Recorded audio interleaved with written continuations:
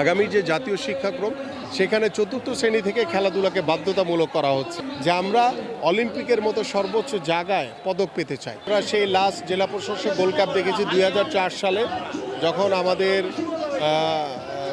মাননীয় যে সাবেক চেয়ারপারসন আমাদের দেশনেত্রী বেগম খালেদা জিয়া, তিনি মাননীয় প্রধানমন্ত্রীর দায়িত্ব পালন করেছেন। সেই সময়ে জেলা প্রশাসক গোল্ড কাপ প্রত্যেকটি জেলায় জেলা হয়েছে। আজকে প্রায় দীর্ঘদিন পরে আমাদের বর্তমান সরকার মাননীয় প্রধানমন্ত্রীর নেতৃত্বে আমরা খেলাধুলাকে সর্বোচ্চ গুরুত্ব দিয়ে ইতিমধ্যে খেলাধুলাকে পেশা হিসেবে প্রতিষ্ঠার লক্ষ্য নিয়ে পেশাগত স্বীকৃতি বাবদ আমরা কিন্তু ক্রিয়া ভাতা প্রদান, ক্রিয়া কার্ড প্রদান কার্যক্রম শুরু করেছি। পাশাপাশি নতুন করে স্পোর্টসের মাধ্যমে আপনারা জানেন যে তৃণমূলের বিভিন্ন আনাচে কানাচে ছড়িয়ে ছিটিয়ে থাকা অনেক প্রতিভাবান খেলোয়াড় যারা বিকাশের সুযোগ পায়নি, আমরা কিন্তু একদম তৃণমূল থেকে সেই ইউনিয়ন পর্যায় থেকে উপজেলা থেকে জেলা, বিভাগ এবং জাতীয় পর্যায়ে পর্যন্ত আমরা সেই খেলোয়াড়দেরকে প্রতিভা বিকাশের সুযোগ করে দিয়েছি।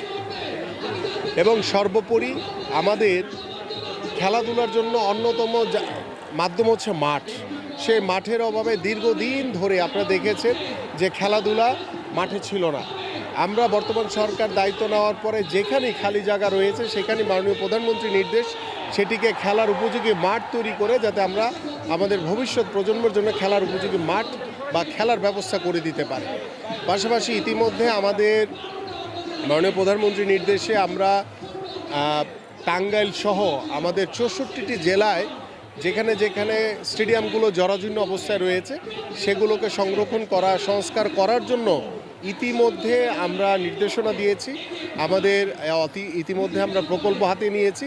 আমরা প্রত্যেকটি স্টেডিয়ামকেই আমরা নতুনভাবে সংস্কার করে একটি আধুনিক রূপ আমরা দিতে চাই। পাশাপাশি আপনারা সবাই জানেন যে আমাদের বর্তমান সরকারের যে নির্বাচন ইস্তেহার, যে আমরা প্রত্যেকটি জেলায় জেলায় স্পোর্টস ভিলেজ করব। ইতিমধ্যে এই বছর আমরা এই অর্থ বছরে আমরা 10টি স্পোর্টস ভিলেজ করার জন্য ইতিমধ্যে সিদ্ধান্ত নিয়েছি এবং পর্যায়ক্রমে 5 বছর ইনশাল্লাহ আমরা 64টি জেলায় আমরা স্পোর্টস ভিলেজ করব এবং সেই স্পোর্টস ভিলেজগুলোতে ফুটবল, ক্রিকেট সহ আন্তর্জাতিক মানের ইনডোর সকল সুযোগ সুবিধা, পাশাপাশি আর্চারি, শুটিং, সুইমিং পুল সহ সব ধরনের ফেসিলিটিস রেখেই আমরা সেই স্পোর্টস ভিলেজগুলো করব।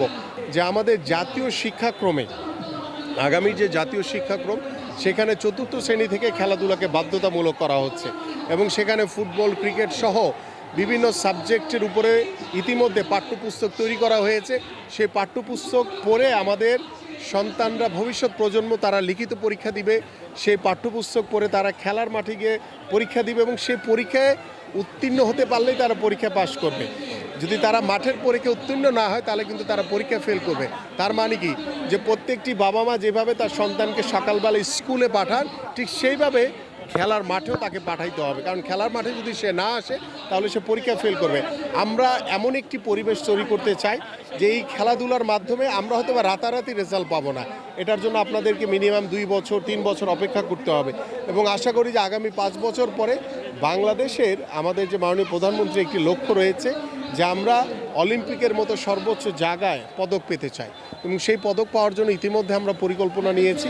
একদম জিরো থেকে শুরু করে আমরা কাঙ্ক্ষিত লক্ষ্যে পৌঁছাতে চাই। এবং বাট আমার কাছে মনে হয় আমি বাইরে যে পরিমাণ দর্শক দেখেছি সব মিলিয়ে আমরা 50,000-এর কাছাকাছি বলতে পারবো যে আমাদের দর্শক আজকে মাঠে উপস্থিত হয়েছে।